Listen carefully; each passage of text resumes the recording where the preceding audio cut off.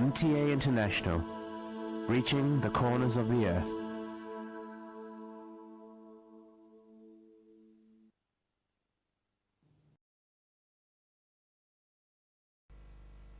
صلی علی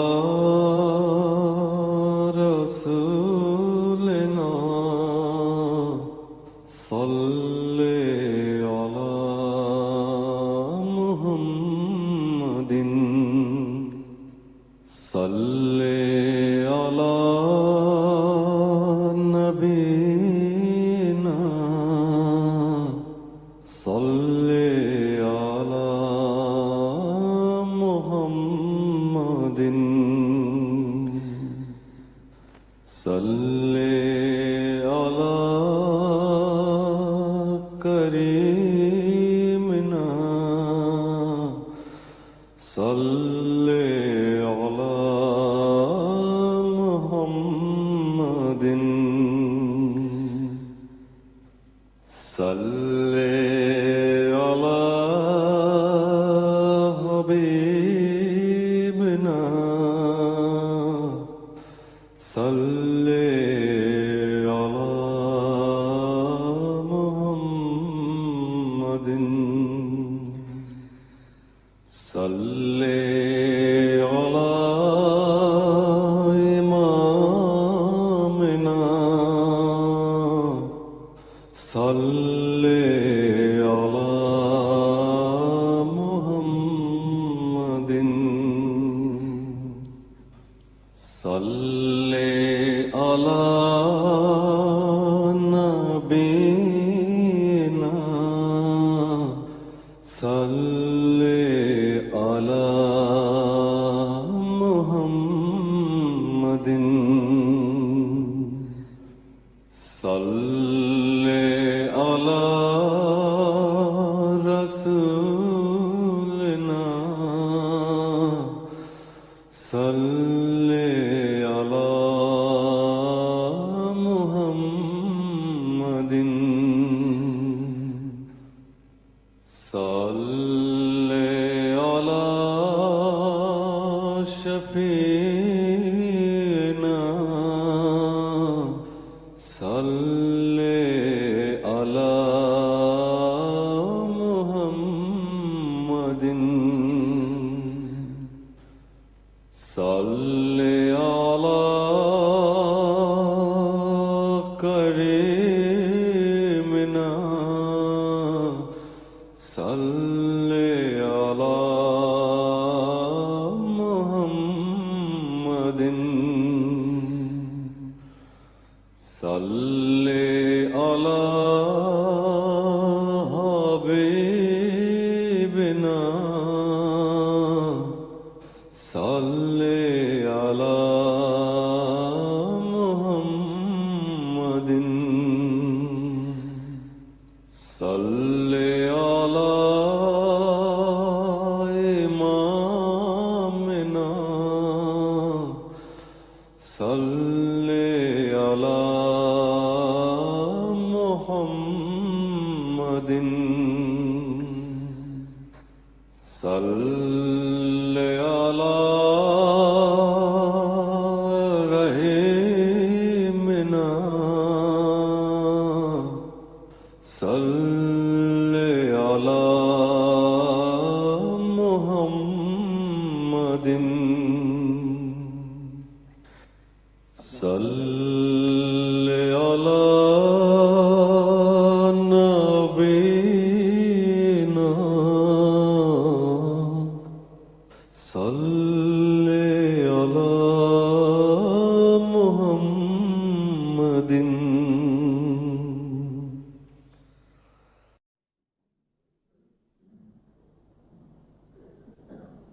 اللہ اکبر اللہ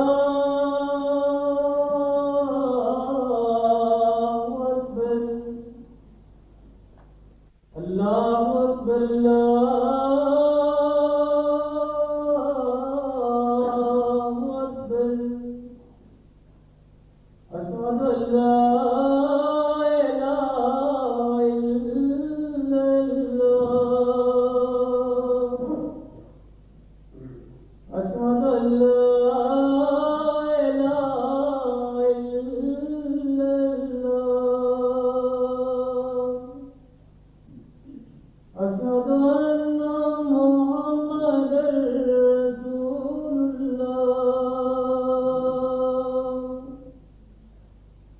أشهد أن محمدا رسول الله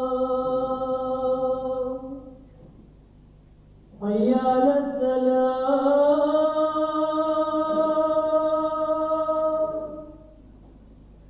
حي على السلام حي على الفلاح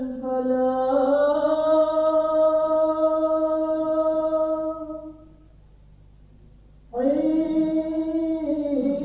على الفلاح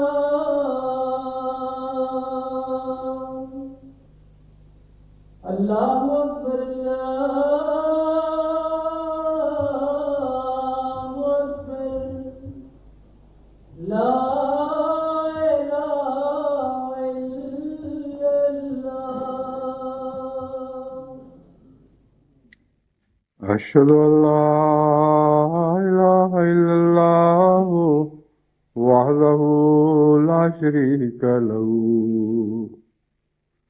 وأشهد أن محمدا عبده ورسوله أما بعد فأعوذ بالله من الشيطان الرجيم بسم الله الرحمن الرحيم الحمد لله رب العالمين الرحمن الرحيم مالك يوم الدين إياك نعبد وإياك نستعين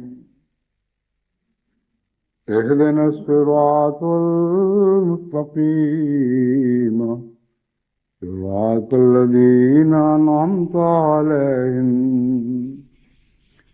غير المغضوب عليهم ولا الضالين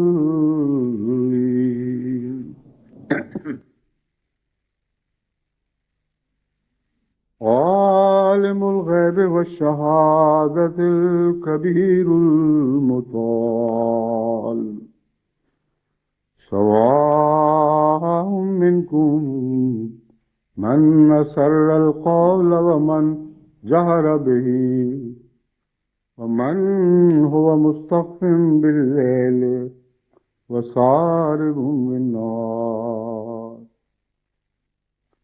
له معقبات من بين يديه ومن خلفه يحفظونه من أمر الله إن الله لا يغير ما بقوم حتى يغيروا ما بأنفسهم وإذا أراد الله بقوم سوءا فلا مرد له وما لهم من دونه من وال. یہ وہ آیات کریمہ ہیں جن کی گزشتہ خطبے میں بھی میں نے تلاوت کی تھی اور ان کے حوالے سے جھوٹ سے بچنے کی تلقین کرتے ہوئے جھوٹ کے مختلف پہلوؤں پر روشنی ڈالی تھی. آج کے جمعے کے لیے بھی میں نے انہی آیات کو عنوان کے طور پر چنا تھا تاکہ اس مضمون کے وہ پہلو جو حضرت اقدس مسیح موعود علیہ السلام کے اقتباسات سے آپ کے اقتباسات کے حوالوں سے میں نے پیش کرنے تھے اور گزشتہ جمعے پہ رہ گئے تھے ان کو انہی حوالوں سے دوبارہ بیان کروں، یعنی انہی حوالوں سے بیان کروں. مضمون تو وہی ہوگا، مضمون دوبارہ ہوگا مگر وہ پہلو دوبارہ نہیں ہوں گے، وہ نئے پہلو ہیں جو آپ کے سامنے آئیں گے. اس دوران یعنی گزشتہ خطبے اور اس جمعے کے دوران مختلف جگہوں سے ایسے خطوط آنے شروع ہوئے کہ جو اگلا جمعہ ہے وہ فرائیڈے دا 10th ہے، یعنی مئی کی 10 تاریخ ہوگی اور جمعہ ہوگا، اس لیے فرائیڈے دا 10th کے حوالے سے دیکھیں کیا ہوتا ہے. اور زیادہ تر رجحان اس طرف تھا کہ میں اسی کو اس جمعے کا موضوع بناؤں. اور جہاں تک گرد و پیش پر نظر ڈالنے کا تعلق ہے، مجھے کوئی ایسی نئی بات دکھائی نہیں دے رہی تھی جس کو فرائیڈے دا 10th کی اہمیت کے ساتھ باندھ کر میں پیش کر سکوں. اس لیے کوئی ارادہ بھی نہیں تھا اس پر گفتگو کروں گا. اللہ تعالیٰ نے یہ مضمون پہلے بارہا روشن کیا ہے. بارہا ایسے جمعے آئے ہیں جو 10ویں جمعے تھے، اور خدا تعالیٰ نے کئی قسم کے نشان دکھائے اور انذار بھی جاری فرمائے. تو یہ ضروری نہیں کہ قیامت تک اب فرائیڈے دا 10th کا کشف جو ہے وہ ضرور اس جمعے کو ہمیشہ اسی طرح پورا ہوتا رہے. بعض اوقات ایک خوشخبری آتی ہے یا ایک انذار جو ایک دفعہ، 2 دفعہ، 3 دفعہ پورا ہوا، یا پھر وقفے کے بعد، لمبے انتظار کے بعد ایک دفعہ پھر بھی پورا ہو جاتا ہے. حضرت مسیح موعود علیہ السلام کے کئی ایسے علامات ہیں جو یہ رنگ رکھتے ہیں. تو اس لیے اول تو جماعت کو یہ خیال کر لینا جماعت کا کہ گویا چونکہ مجھے خدا تعالیٰ نے کشفاً فرائیڈے دا 10th کو دکھایا اور بار بار چمکتے ہوئے دکھایا، دمکتے ہوئے دکھایا، اس لیے ضرور ہر فرائیڈے دا 10th کو کوئی نشان ہوگا، یہ درست نہیں ہے. لیکن ایک اور پہلو بھی ہے کہ سب سے پہلا فرائیڈے دا 10th جو خدا تعالیٰ کی طرف سے دکھائے جانے والے کشف کے بعد آیا تھا، اس میں 2 بڑے نمایاں انذاری نشان تھے. اور بسا اوقات انذار کے ساتھ تبشیر بھی وابستہ ہوتی ہے، بشارتیں بھی وابستہ ہوتی ہیں. اور اس وقت میں نے اس عمل پر روشنی ڈالی تھی کہ انذار کی کوکھ سے بھی بسا اوقات بشارتیں جنم لیا کرتی ہیں. اور اس پہلو سے انذار محض کوئی ڈرا کر جان نکالنے والا مضمون نہیں ہے، بلکہ مراد یہ ہے کہ اگر انذار سے فائدہ اٹھاؤ گے تو بہت سے نقصانات سے بچ سکو گے، اور اگر بعد نہیں آؤ گے تو جن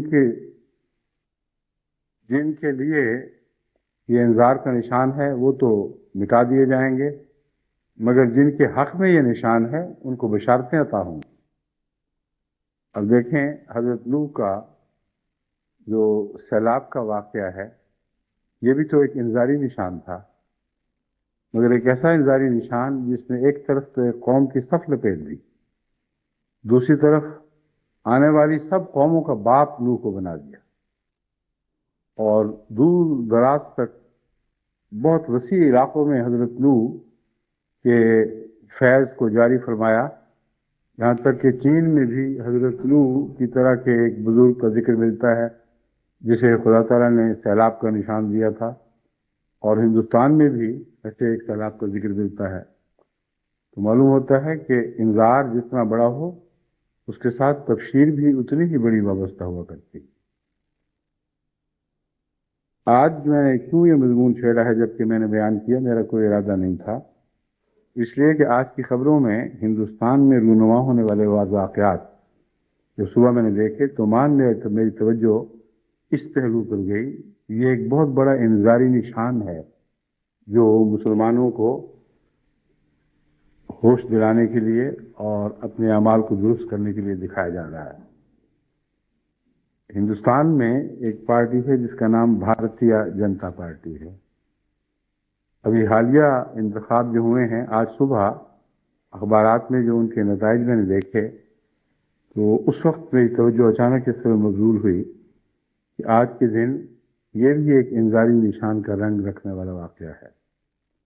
کبھی بھی بھارت میں ایسے کبھی نہیں ہوا تھا کہ تشدد پرست، یعنی لوگوں کی نظر میں تشدد پرست اور اپنے آپ کو کہتے ہیں ہم تشدد سے پاک ہیں، ایک خالصتاً مذہبی جماعت جو ہندو مت کے نام پر ابھری ہو، اسے اکیلی کو باقی سب جماعتوں پر اکیلے اگر مقابلہ کیا جائے تو اکثریت حاصل ہو گئی ہو. یعنی ہندو جنتا پارٹی کو بحیثیت پارٹی ہندوستان میں سب سے زیادہ ووٹ ملے، اور کانگریس بھی پیچھے رہ گئی ہے اور نیشنل پارٹی بھی پیچھے رہ گئی ہے اور آزاد ممبران اور متفرق چھوٹی چھوٹی پارٹیاں بھی پیچھے رہ گئی ہیں۔ یہ ایک بہت اہم واقعہ ہے، یہ کوئی معمولی بات نہیں ہے، اور اس کے اثرات ہندوستان تک محدود نہیں رہیں گے۔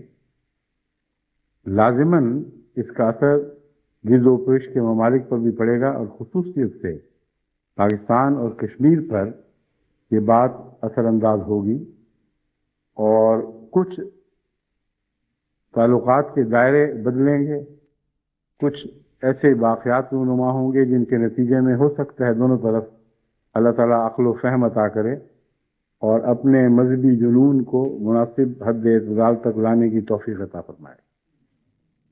یہ وہ پہلو ہیں جو انذار کے اندر سے تبشیر کے نکل سکتے ہیں، مگر کیا ہوتا ہے اللہ بہتر جانتا ہے۔ جن آیات کی میں نے تلاوت کی ہے ان کا ان حالات پر بھی بین ہی اسی طرح اطلاق ہو رہا ہے جیسے دوسرے مضمون پر ہو رہا ہے۔ اللہ تعالیٰ فرماتا ہے عالم الغیب والشہادہ شہادت الکبیر المتعال۔ وہی ایک خدا ہے جو عالم الغیب بھی ہے اور عالم شہادہ بھی ہے۔ وہ اس کو بھی جانتا ہے جو غیب میں ہے، لیکن اس کو بھی جانتا ہے جو سامنے ہے، اور ہم اس کو بھی نہیں جانتے جو ہمارے سامنے ہے۔ جو نتائج ظاہر ہوئے ہیں ان کو پڑھنے والے سیاسی پنڈت بڑے بڑے مضامین لکھیں گے، لیکن امر واقعہ ہے کہ سوا خدا کے کوئی نہیں جانتا اس کے کیا اثرات رونما ہوں گے۔ لیکن اگر یہ استنباط درست ہے کہ فرائیڈے the 10th کے ساتھ اس کا تعلق ہے، تو میں جماعت کو یہ یقین دلاتا ہوں کہ جو بھی اثرات رونما ہوں گے جماعت احمدیہ کے حق میں بہتر ثابت ہوں گے، اور جو ابتلا آئے گا ہمارا فرض ہے کہ اس ابتلا میں اپنے مسلمان بھائیوں کے لیے خصوصیت سے دعا کریں کہ اللہ تعالیٰ ان کو عقل اور فہم عطا کرے، اور اگر اس میں کوئی ان کے لیے آزمائش ہے تو اس آزمائش سے سربلندی کے ساتھ گزرنے کی توفیق بخشے۔ الکبیر المتعال، کوئی بھی ایسی چیز نہیں ہے جو ظاہر ہو یا مخفی ہو جو خدا تعالیٰ کے کبر پر منفی رنگ میں اثر انداز ہو سکتی، اس کے متعال ہونے پر منفی رنگ میں اثر انداز ہو سکتی۔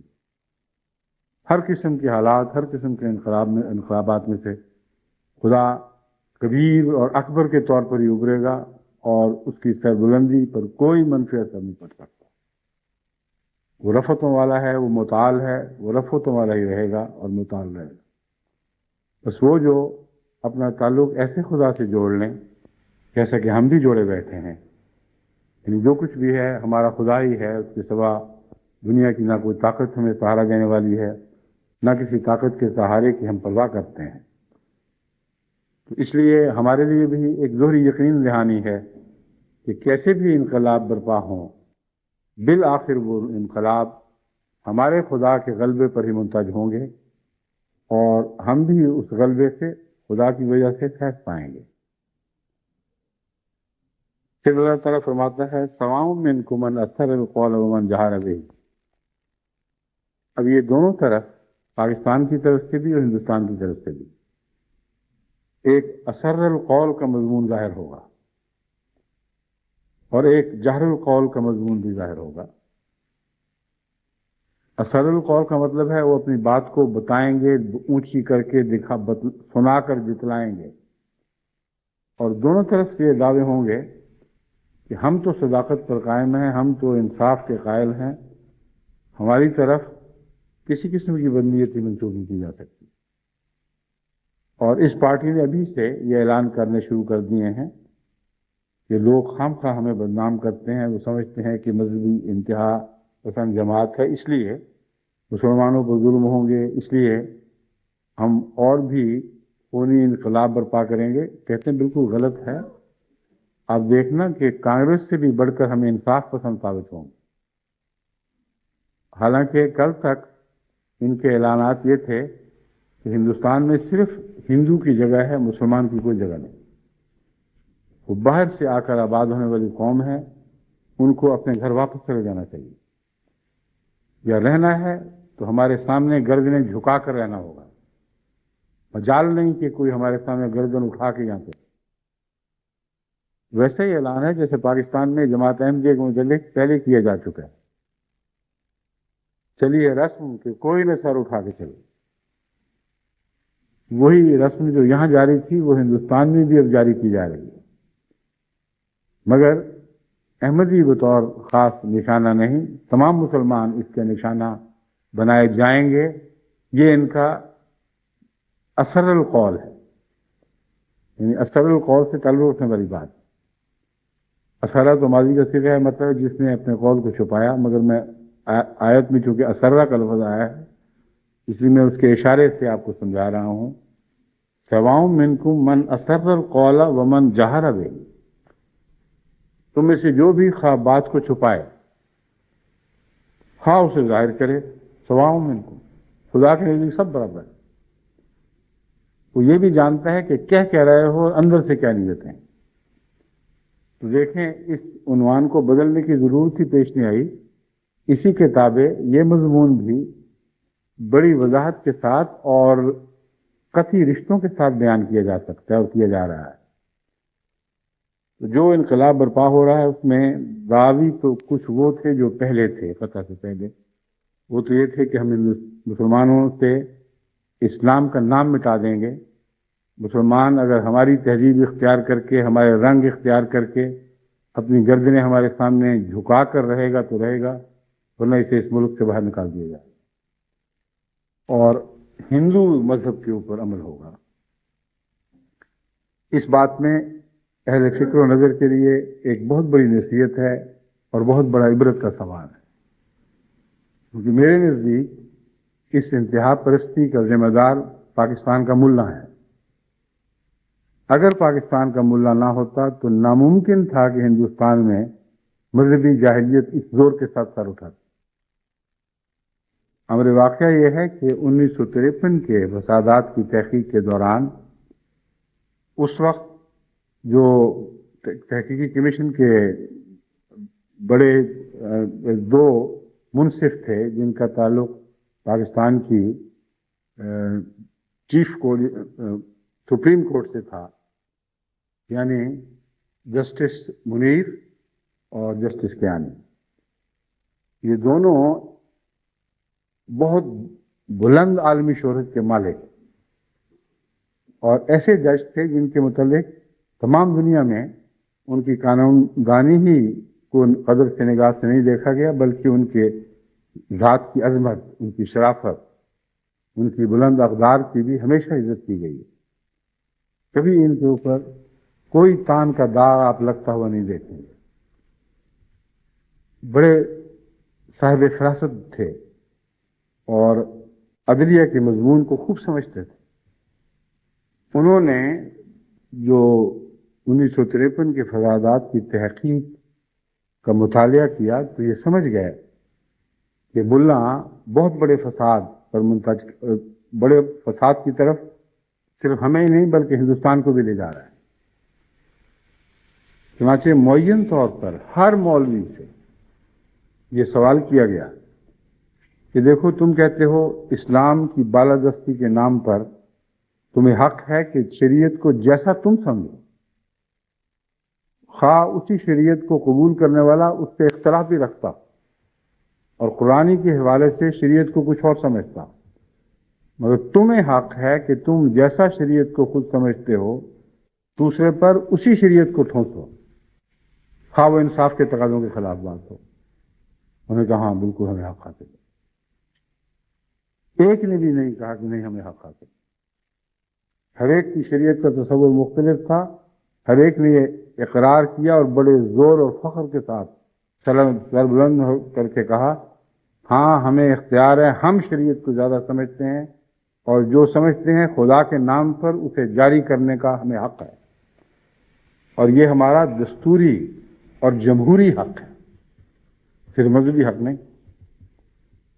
اس کے جواب میں ہمیشہ ان سے سوال کیا گیا اگر یہ ایک جمہوری اور بنیادی حق ہے، محض اسلام سے اس کا تعلق نہیں، تو کیا آپ ہندوستان کے ہندوؤں کو یہ حق دیں گے کہ وہ اپنے مذہب میں خصوصیت سے منوسمرتی کے حوالے سے وہ قوانین مسلمانوں پر جاری کریں جو ہر غیر ہندو پر جاری کرنے کا ان کا مذہبی حق ہے، اور ان تمام بنیادی حقوق سے مسلمانوں کو محروم کر دیں جو ہندو مذہب کی انتہا پسند کتابیں مسلمانوں کو دینے پر آمادہ نہیں ہیں، کہ کسی غیر ہندو کو دینے پر آمادہ نہیں۔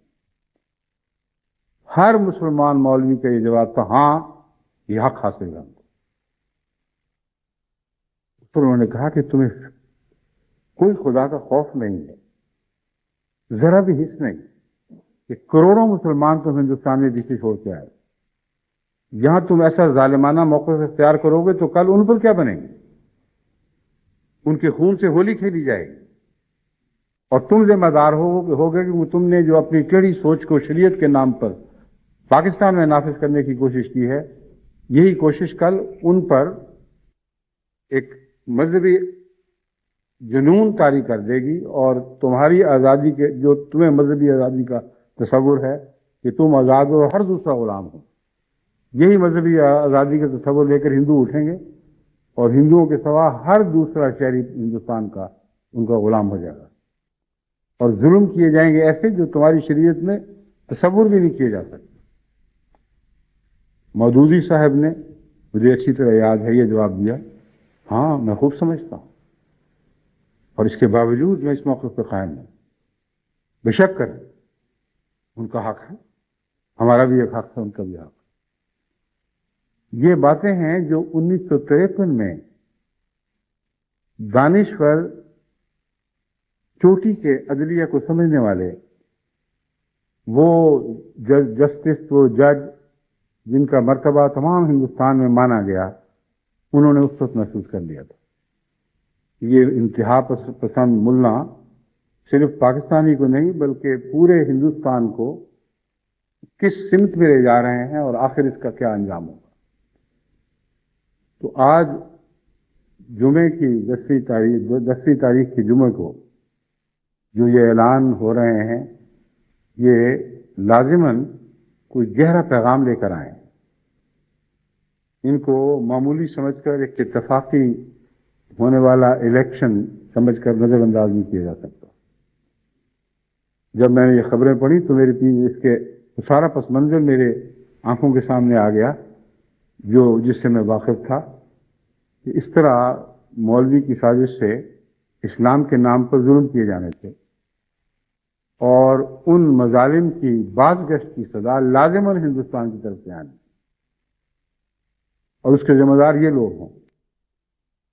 اور جیسا کہ میں نے بیان کیا ہے، چوٹی کے ججوں نے اس زمانے میں اس بات کو بھانپ لیا اور گویا ایک پیشگوئی کر دی کہ تم ایسا کرو گے تو پھر اس کے لیے تیار رہو۔ آج وہ دن چڑھا ہے جس میں ہندوستان کے مسلمانوں کو یہ ظلم کا دور دیکھنے کی بدنصیبی بھی نصیب ہوئی ہے۔ پہلے ہی ہندوستان کے مسلمانوں پر بہت ظلم ہوتے رہے ہیں، ابھی بھی ہو رہے ہیں، لیکن جب یہ ظلم مذہب کے نام پر قانون بن کر کیے جائیں تو بظاہر انفرادی طور پر بھیانک نہ بھی دکھائی دیں، قوموں کی روح کچھ لی جاتی، ایک بڑے وسیع پیمانے پر قوم قتل کی جاتی، اور یہ جو قومی قتل ہے یہ انفرادی قتل اور انفرادی ظلم سے بہت زیادہ سنگین بات ہے۔ ہندوستان میں مسلمان پہلے ہی اپنے حقوق کی جنگ لڑنے کی کوشش کر رہا ہے، لیکن جب ان کی تمام تہذیبی اقدار کو یکسر پامال کر دیا جائے گا اور قانونی حق ہو، اس قانونی حق سے محروم کر دیا جائے گا کہ اسلام ایک مذہب ہے جسے اختیار کرنے کی جیسا کہ مسلمان سمجھتے ہیں ان کو اجازت، تو پھر جو بھیانک نقشہ نمودار ہوگا اس کا آپ اس وقت تصور بھی نہیں کر سکتے۔ احمدی اس دور سے گزرے ہیں، احمدی جانتے ہیں کہ پھر ایسے دلوں پر کیا گزرتی ہے جن کے بنیادی مذہبی حقوق ان سے چھین لیے جائیں، اس نام پر کہ ہم جو مذہب کا مطلب سمجھتے ہیں ہمیں حق ہے کہ اس کے مطابق عمل کریں، تم جو مذہب کا مطلب سمجھتے ہو تمہیں حق نہیں ہے کہ اس کے مطابق عمل کرو کیونکہ تم اسے خلیت ہو۔ بالکل یہی دلیل ہے 100%، جس کے نتیجے میں اس پارٹی نے بعض دوسری باتوں سے تو توبہ کی ہے مگر اس بات سے توبہ نہیں کی، اور فتح کے بعد بھی قائم ہے اس بات پر، اور الیکشن میں قوم سے وعدہ کیا تھا کہ مسلمانوں کو جو حقوق اپنے مذہب پر عمل درآمد کے دیے گئے تھے ہم وہ سارے حقوق واپس لے لیں، کیونکہ ایک ملک میں 2 مذہبی حکومتیں جاری نہیں ہو سکتی۔ تو یہ تو ابھی آغاز ہے، آگے آگے دیکھیں کہ ہوتا کیا ہے۔ بس بہت ہی تاریخ ساز دور میں ہم داخل ہوئے ہیں، جو تاریخ ساز بھی ہے اور جس کا آغاز بہت ہی بھیانک ہے اور بہت ہی دل پر ایک لرزہ طاری کرنے والا آغاز ہے۔ لیکن جن کی آنکھیں ہیں وہ دیکھیں گے، جن کی آنکھیں نہیں ہیں وہ اندھے مارے جائیں گے۔ امر واقعہ یہ ہے کہ پاکستان کو اب بھی ضرورت ہے کہ نظر ثانی کرے اپنے حالات پر۔ مذہب کے نام پر ظلم اول تو بہت بڑی جہالت ہے، مگر چونکہ خدا کے نام پر کیا جاتا ہے اس لیے خدا تعالیٰ کبھی ایسے لوگوں کو بے سزا نہیں چھوڑ سکتا۔ لمبے عرصے تک ایسی قوموں کو سزائیں ملتی ہیں اور ان سزاؤں میں پیچھے جاتی ہیں۔ یورپ کی تاریخ میں اسپین کا تجربہ ہمارے سامنے ہے۔ اسپین نے عیسائیت کے نام پر اور عیسائیت کی سربلندی کے نام پر پہلے مسلمانوں پر ظلم کیے، پھر یہود پر ظلم کیے، پھر عیسائیت کے دوسرے فرقوں پر ظلم کیے، اور اس دن کے بعد سے یہ عظیم ملک جو پہلے بہت عظیم تھا ایسا تاریکی میں ڈوبا ہے کہ آج بھی یورپ کا سب سے پیچھے رہ جانے والا ملک۔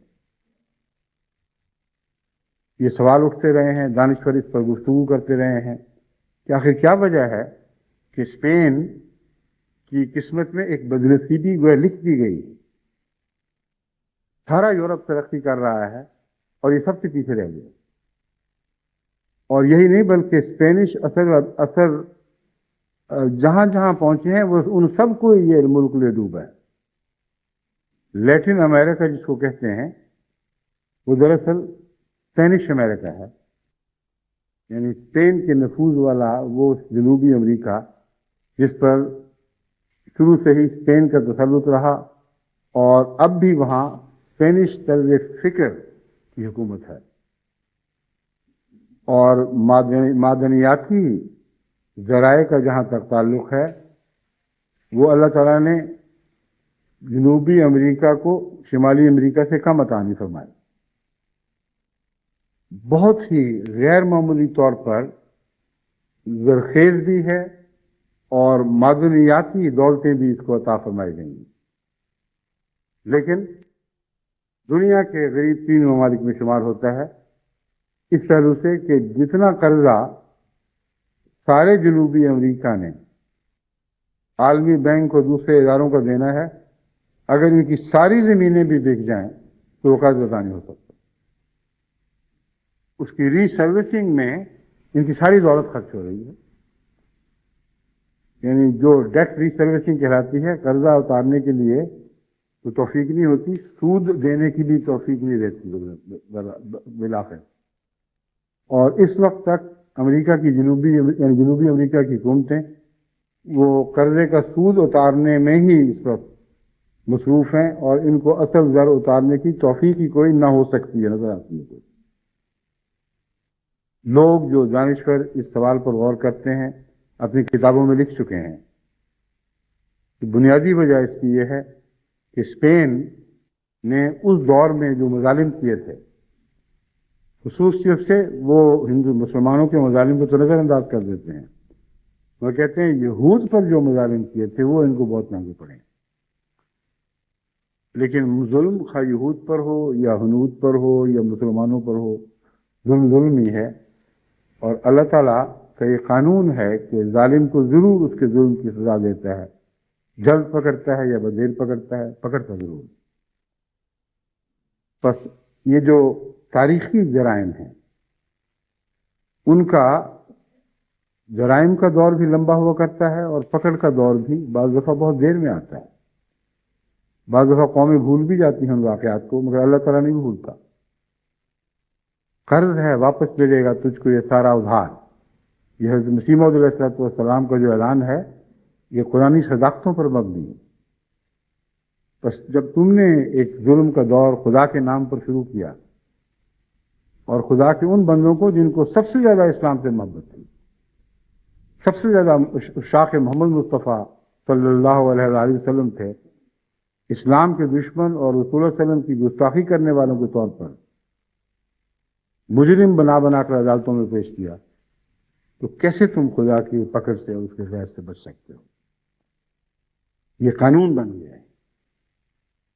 انفرادی طور پر تو احمدیت کو عادت ہے ہمیشہ ہی مظالم دیکھتی رہی ہے، کبھی کسی جگہ کوئی شکایت نہیں. ہم جانتے ہیں کہ اس مذاہب کی تاریخ میں انفرادی طور پر مذہبی جماعتوں کو مظالم کا نشانہ بنایا جاتا ہے، قربانیاں دینی پڑتی ہیں، شروع سے ہی ہم دیتے آئے ہیں. مگر جب حکومت قانون سازی کے ذریعے ظلم شروع کرتی تو پھر قوموں کے قبضہ اختیار میں یہ بات نہیں رہتی. اس وقت ان کی قوم کی زندگی اور سلامتی پر حملہ ہوتا ہے. یہی وہ مضمون ہے جو فرعون کے حوالے سے قرآن کریم نے بیان فرمایا ہے اور کسی اور حوالے سے اس کا بیان نہیں فرمایا. فرعون نے قانون سازی کر کے بنی اسرائیل کو ہمیشہ کے لیے زندگی کے حقوق سے محروم کرنے کی کوشش کی اور قانون سازی کے ذریعے ان کی قومی صلاحیتوں کو کچل کے رکھ دیا تھا. ان کے مردوں کو عورتیں بنا دیا تھا، یعنی وہ مردانہ صفات جو مقابلے کی طاقتیں ہیں ان کو کچل کے رکھ دیا، ان کے اندر کوئی دم خم باقی نہ رہنے دیا. یہی وہ کوشش تھی جس کے جواب میں خدا تعالیٰ نے حضرت موسیٰ علیہ السلام کو بھیجا اور موسیٰ کی کامیاب جد و جہد کے بعد بالآخر الہی تقدیر سے فرعونیت ناکام ہوئی ہے، نہ کہ انسانی تدبیر سے. حضرت موسیٰ اور آپ کے ماننے والوں میں تو کوئی طاقت نہیں تھی.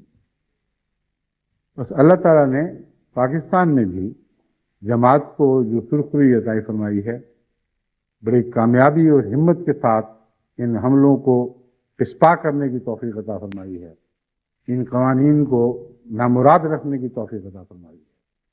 تمام تر حکومت کی کوششوں اور مظالم کے باوجود احمدیت کا نام مٹانے کی بجائے احمدیت کو پاکستان میں پہلے سے زیادہ پیوستہ کر رہا ہوں. یہ وہ توفیقات ہیں جو خدا کی طرف سے اترا کرتی ہیں، بندوں کے بس کی بات نہیں. ورنہ دنیاوی تاریخ میں تو جب بھی ممالک نے قانون سازی کے ذریعے بعض قوموں کو کچلنے کی کوشش کی، ہمیشہ کچل دیا. نازی جرمنی کے سامنے ان یہود کی کیا حیثیت تھی جو ہٹلر کی قانون سازی سے پہلے تمام جرمنی پر ایک غیر معمولی طاقت اور رعب رکھتے تھے.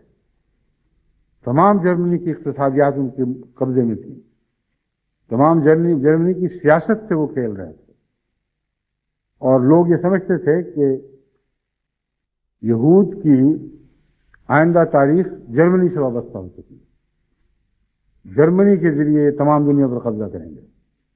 لیکن جب ایک حکومت اٹھی ہے اور قانون سازی کی ہے تو دیکھیں کچھ بھی باقی نہیں رہا، ساری طاقتیں ان کی ٹوٹی. سائنس پر قبضہ تھا، وہ سائنسدانوں کو نکال کر باہر پھینکا اور کوئی پرواہ نہیں کی.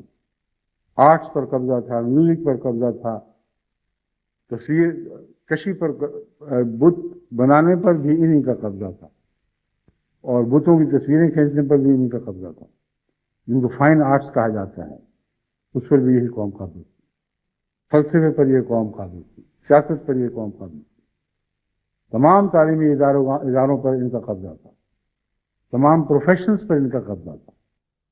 ڈاکٹر بھی یہی چوٹی کے تھے، سرجن بھی یہی چوٹی کے تھے، سائنسدان بھی یہی تھے، اور اقتصادیات کے ماہرین بھی یہی، اور اقتصادی دولتوں پر قابض بھی یہی. لیکن دیکھیں حکومت کے سامنے کچھ پیش نہیں ہے. تو قانون سازی ایک بہت بڑی طاقت ہے، اور جب قانون سازی کے ذریعے کسی قوم پر مظالم کیے جائیں تو پھر اس کا کوئی جواب اس قوم کے پاس نہیں رہتا سوائے اس کے کہ اللہ تعالیٰ ان کا حامی و ناصر ہو اور وہ ان کی حمایت میں کھڑا ہو جائے.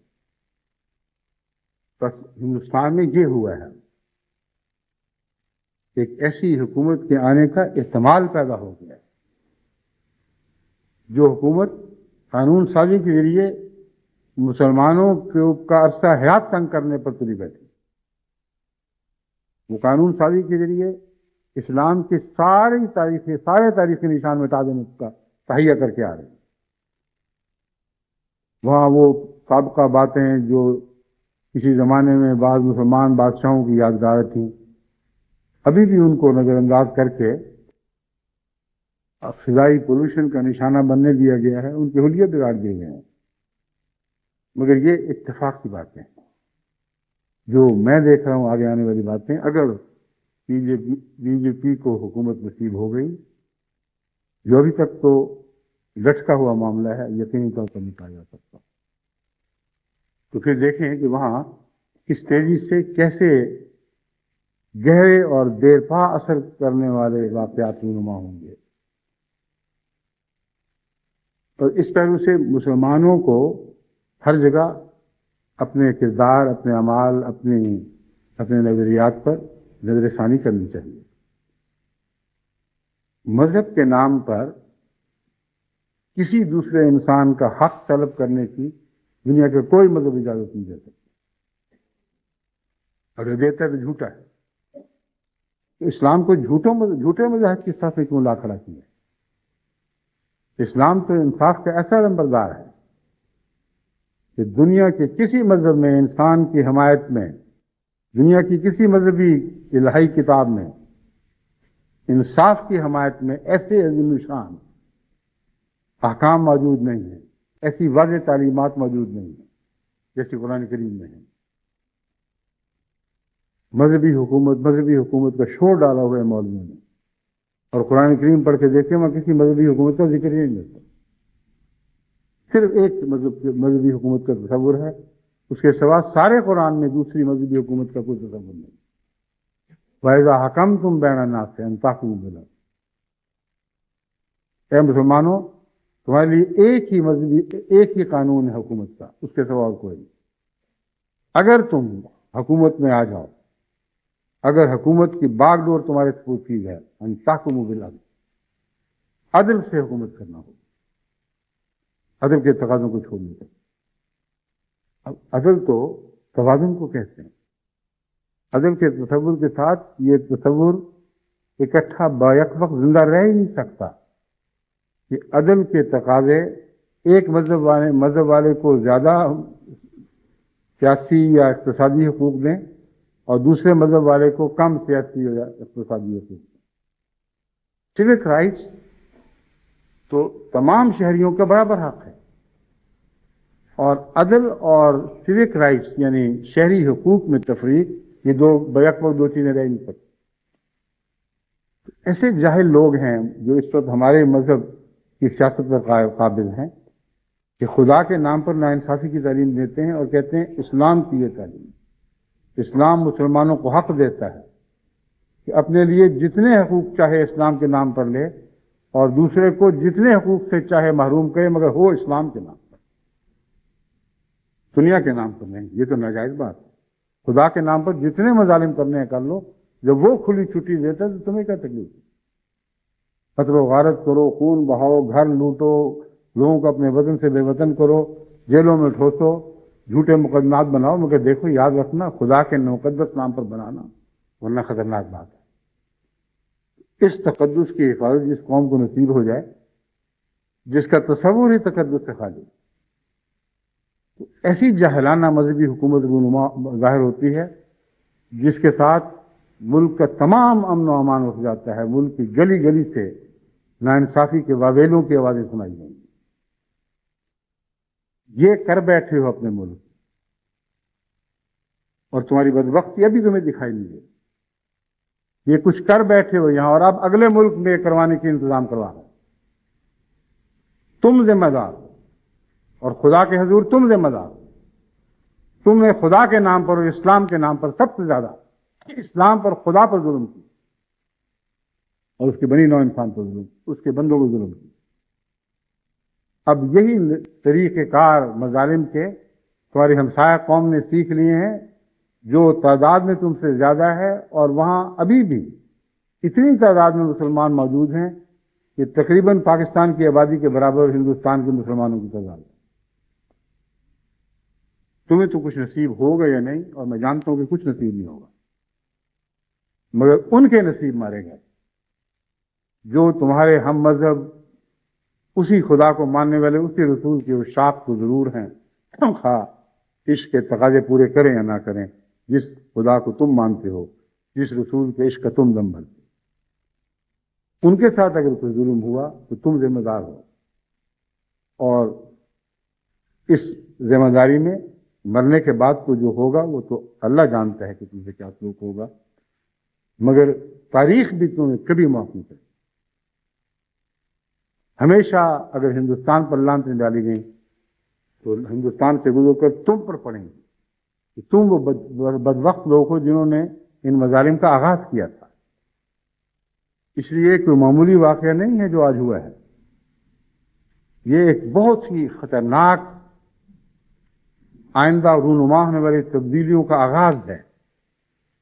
ایسی تبدیلیاں ہیں جن کی داغ بیر رکھی جا چکی ہے، اور اس وقت اس صورتحال میں جماعت احمدیہ پر سب سے زیادہ یہ ذمہ داری عائد ہوتی ہے کہ محض اپنی برتری دکھانے کے لیے کہ دیکھو خدا نے ہمیں سچا کر دکھایا، ہرگز کمینگی کا مظاہرہ نہ کرے۔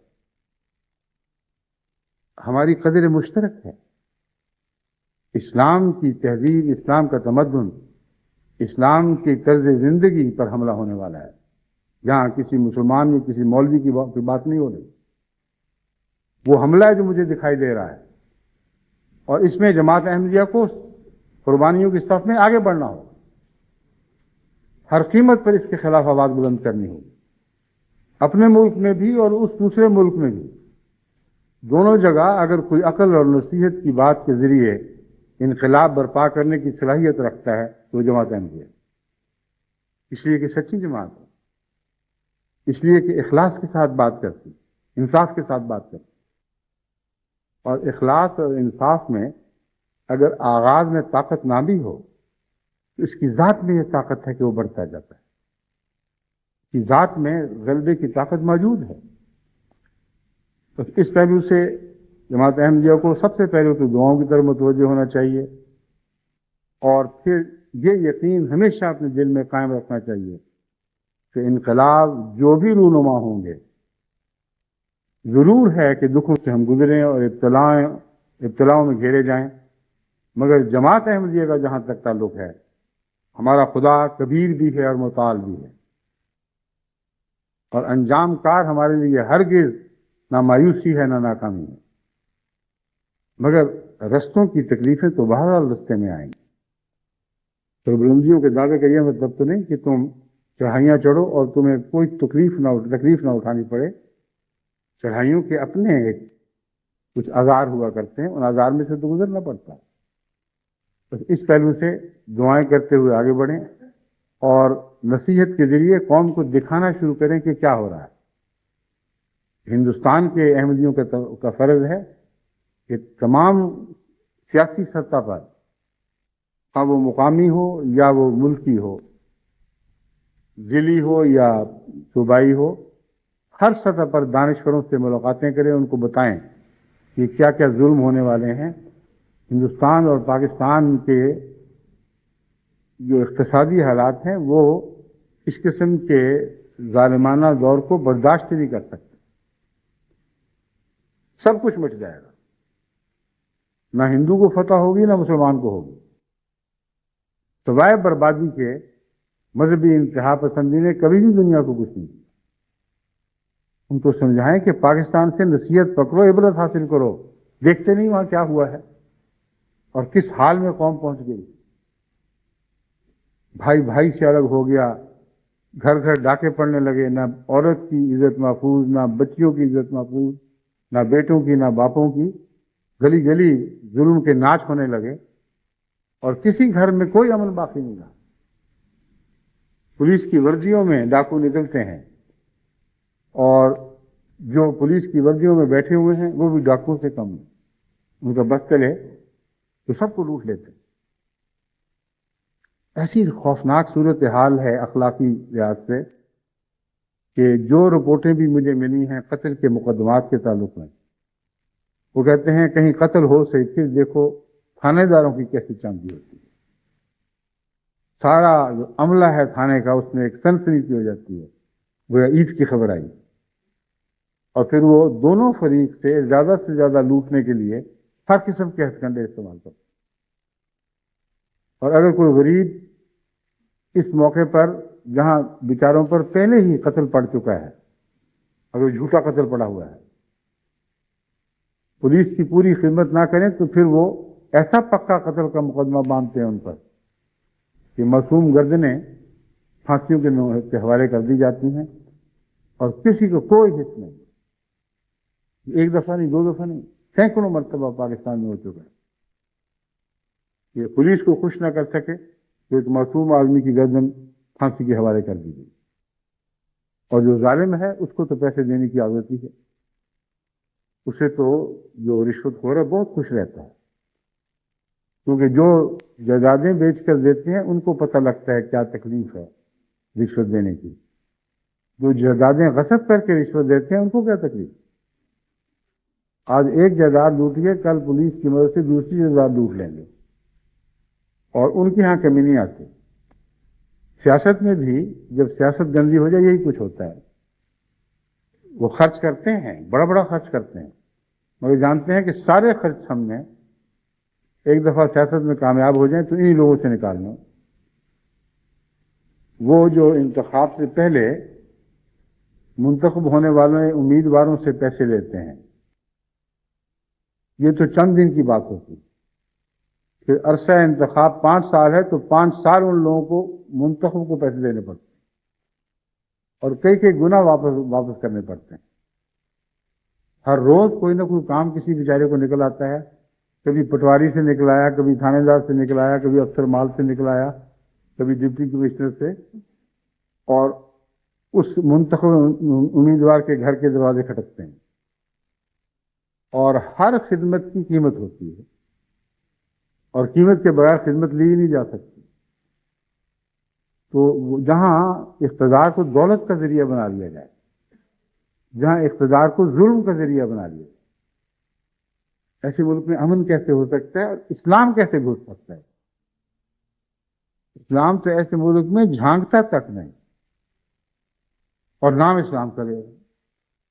اگر یہ نصیحتیں نہیں سننی، اگر ان پر عمل نہیں کرنا، جو میں تمہیں دکھا رہا ہوں تم جانتے ہو کہ سچ، ایک لفظ سچ ہے، اگر یہ دیکھنے کے باوجود اپنے اخلاق میں اور اپنے اعمال میں تبدیلی نہیں کرنی تو خدا کے واسطے خدا کا نام لینا تو چھوڑ دو۔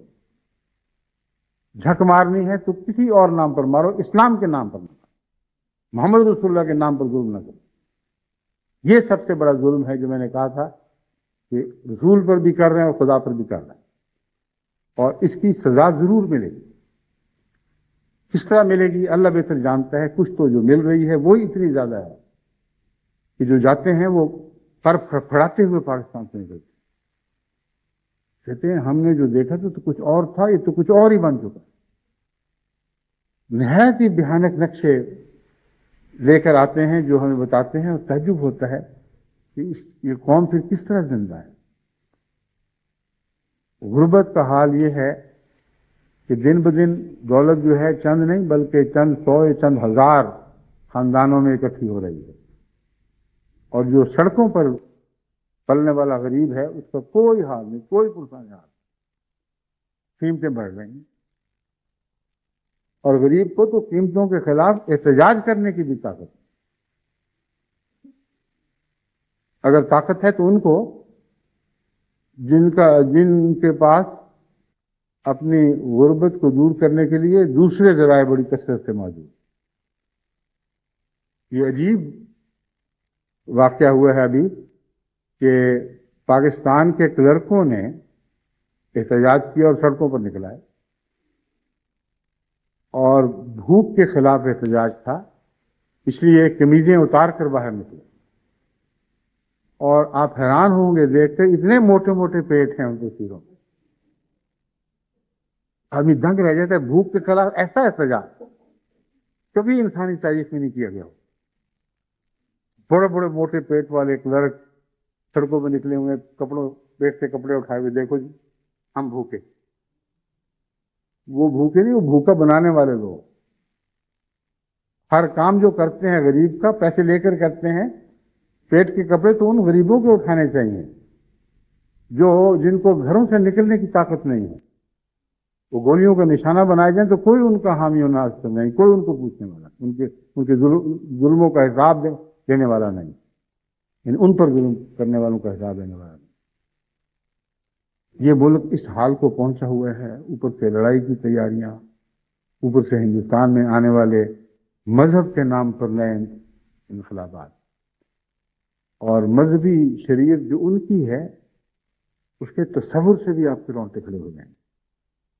اگر اس شریعت پر صحیح عمل کروایا جائے تو اگر کہیں کوئی پنڈت وید پڑھ رہا ہو اور کوئی مسلمان شودر پاس سے گزرے، کیونکہ ہر غیر مذہب والا پھر شودر ہے، اس سے زیادہ اس کی کوئی حیثیت نہیں، اور اس کے کان میں اس وید کی آواز آ جائے تو ویدک وفاداروں کا فرض ہے کہ پگھلا ہوا سیسا اس کے کان میں ڈالیں کہ تم بدبخت ہوتے کون ہو اس مقدس کلام کو سن کر اس کو ناپاک کرنے والے. یہ آپ سمجھتے ہیں کہ ہندو گیتا ویدک تعلیم ہے تو یہ بھی ظلم ہے. یہ ویدک تعلیم حقیقت میں نہیں ہے، یہ پنڈت کی تعلیم ہے جو ہندو ملا ہے، اور اس نے ویدوں پر پہلے ظلم کیا اور پھر بنی نوع انسان پر ظلم کیا. اور یہ جو ویدک تعلیم ہے یہ تو پاکستان میں بھی مل رہی ہے. کوئی احمدی کلمہ لا الہ الا اللہ پڑھ دے تو کہتے ہیں اس کی زبان نوچ لو، اس نے کلمے کو ناپاک کر دیا. کسی کے گھر سے بسم اللہ الرحمن الرحیم لکھی ہوئی نکلے، اس کو جیلوں میں ٹھونسو اور جوتیاں مارتے ہوئے لے کے جاؤ تھانوں میں کہ اس کے گھر سے بسم اللہ دریافت کرو. یہ بدبخت ہوتا کون ہے بسم اللہ کو اپنے گھر میں رکھ کر اس کو ناپاک کرنے والا؟ تو یہ ویدک تعلیم خدا کی تعلیم نہیں تھی، نہ ویدک میں تھی. یہ تعلیم جو میں بیان کر رہا ہوں پاکستان کی، یہ سب قرآن اور سنت میں. اس لیے جیسا ظلم اپنے تاریخ زمانوں میں وید کے پجاریوں نے اپنے مذہب پر کیا تھا، وہ قرآن کے ماننے والے خود اپنے دین پر آج کل بھی کر رہے ہیں اور کر چکے ہیں. تو اگر مقابلہ ہوگا تو دو جہالتوں کا بڑا سخت مقابلہ ہوگا. اسلام بھی یہاں سے اپنے جس سے کہتے ہیں بوریا بستر لپیٹ کے اٹھ کھڑا ہوگا، اور ویدک دھرم بھی ہندوستان سے نکل جائے گا، کیونکہ نہ وہاں وید کے نام پر جنگ ہو رہی ہوگی نہ قرآن کے نام پر جنگ ہو رہی.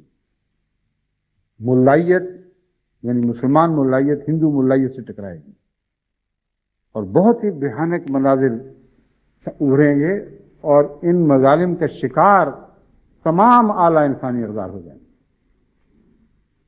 مظلوم مارے جائیں گے اور ظالم مظلوم پر پھٹکیاں اڑاتے پھریں گے.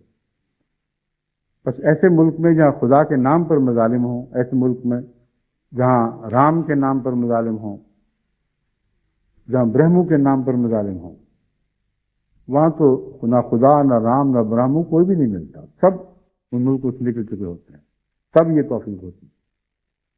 ان کا حال تو ویسا ہی ہو چکا ہے جیسے کہتے ہیں کہ ایک ایسے چرچ میں جو سفید فاموں کا چرچ، ایک کوئی بڈھا سیاہ فام عیسائی اندر داخل ہو گیا. جب لوگوں کو پتہ چلا کہ یہ سیاہ فام ہو کر سفید فام لوگوں کے چرچ میں آ گیا ہے تو انہوں نے مار کے دھکے دے کر باہر نکال دیا، کیونکہ تمہاری یہاں کوئی جگہ نہیں. عیسائیت جو بھی تھی وہ محبت ضرور رکھتا تھا. عیسائیت وہ باہر نکل کر ساری رات اس چرچ کی سیڑھیوں پر روتا رہا، اے یسوع میں تو تیری محبت اور پیار میں یہاں آیا تھا، مجھے اس چرچ سے دھکے دے کے نکال دیا گیا. اس کو اسی حالت میں اونگ آ گئی اور رویا میں حضرت یسوع دکھائی دیے. اس نے کہا تجھے کیا ہو گیا ہے، کیوں رو رہا ہے؟ اس نے جب بتایا، اس نے کہا دیکھو میں تو 2000 سال ہو گئے ایسے چرچوں میں نے گھس کے بھی نہیں دیکھا.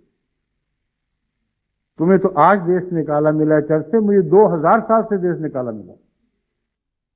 اگر میں رہوں تو میری بقیہ ساری عمر روتے روتے کٹ جائے۔ تم میرے ساتھ ہو، خوش نصیب ہو۔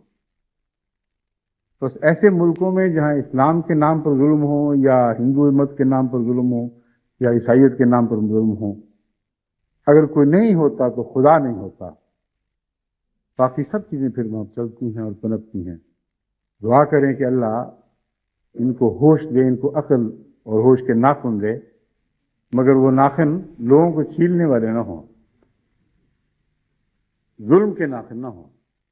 اللہ ان کو عقل دے، ایسی عقل نہ دے جو گھاس کرتی ہے، ایسی عقل دے جو جانوروں کو انسان بنانے والی عقل ہوا کرتی ہے، نہ کہ انسانوں کو جانور بنانے والی۔ بس دعائیں سب سے بڑی طاقت ہیں۔ اپنی دعاؤں کو ان مقاصد کے لیے استعمال کرو، اور نصیحت کو ان مقاصد کے لیے استعمال کرو۔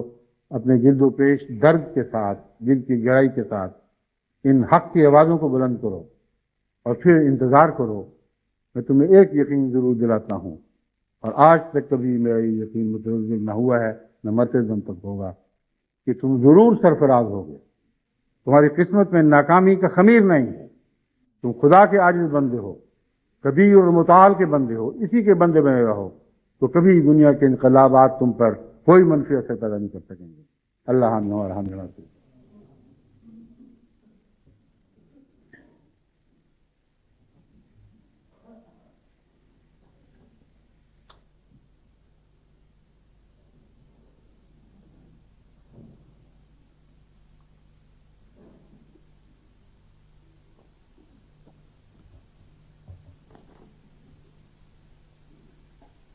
الحمد لله نحمده ونستعينه ونستغفره ونؤمن به ونتوكل عليه ونعوذ بالله من شرور أنفسنا ومن سيئات أعمالنا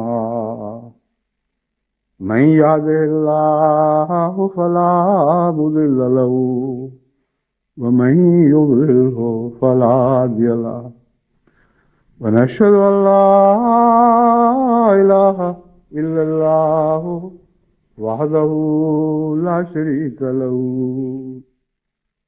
ونشهد أن محمدا عبده ورسوله عباد الله رحمكم الله إن الله يأمر بالعدل والإحسان وإيتاء ذي القربى وينهى عن الفحشاء والمنكر والبغي يعظكم لعلكم تذكرون اذكروا الله يذكركم وادعوه يستجب لكم ولذكر الله أكبر. ما كان